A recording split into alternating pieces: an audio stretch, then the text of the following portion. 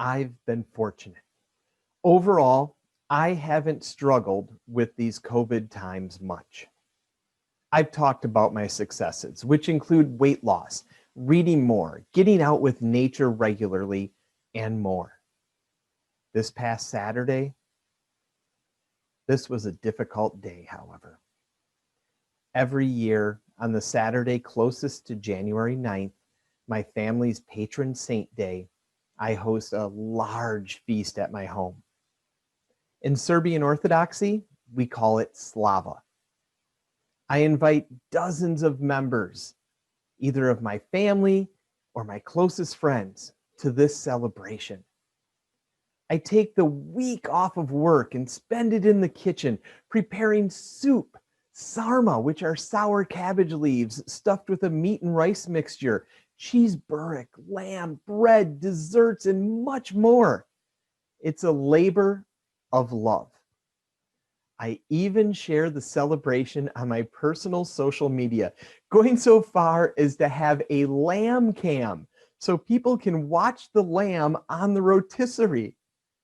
It's been a surprise hit. My home fills with wonderful aromas and special people. My heart fills with love and my mind fills with memories. Slava provided me with many of my best memories growing up. I'd work alongside my grandma as she tried to stretch dough paper thin across a 6-foot by 3-foot table. And then she'd worry about how the special bread, the Slavsky kolač, would turn out. My mom would join in to help us roll the sarma. I'd help my grandpa prepare the lamb and put it on the rotisserie before the priest showed up with my uncle, and we'd retreat downstairs for a special blessing. Over the past 5 years, I've hosted my own Slava, and it's provided wonderful memories.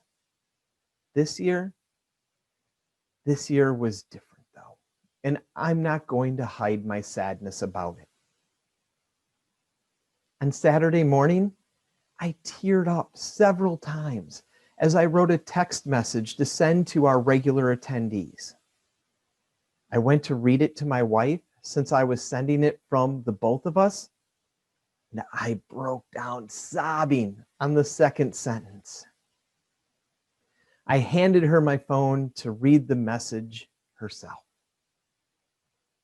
Through these 10 months, I haven't felt a strong loss over much with COVID restrictions, despite that it's cut down on my sports broadcasting and public speaking. This weekend though, stung a lot. So why share this with you? Well, it's twofold. With how prevalent social media is in our world, it's to remind you that you only see what people want you to see.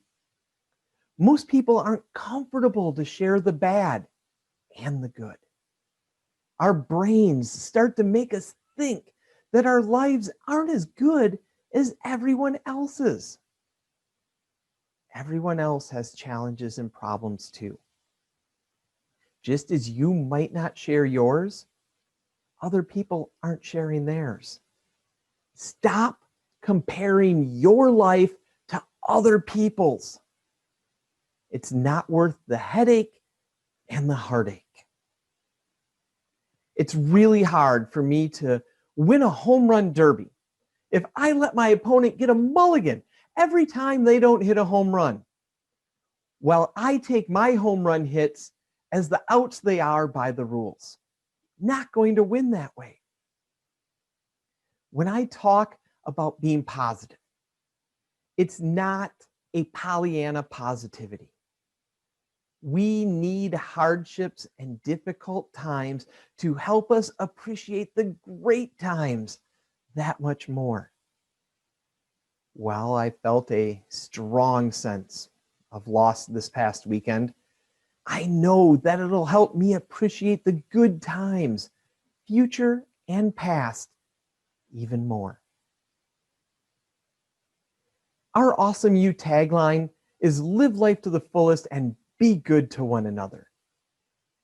Believe it or not, loss is involved in living life to the fullest. If you don't have a sense of loss, at times when it's appropriate to do so, you're cheating yourself. Experiencing loss also helps us have empathy, which goes a long way towards helping us be good to one another. Happy New Year. I'm Don Wadowitz, reminding you to live life to the fullest and be good to one another.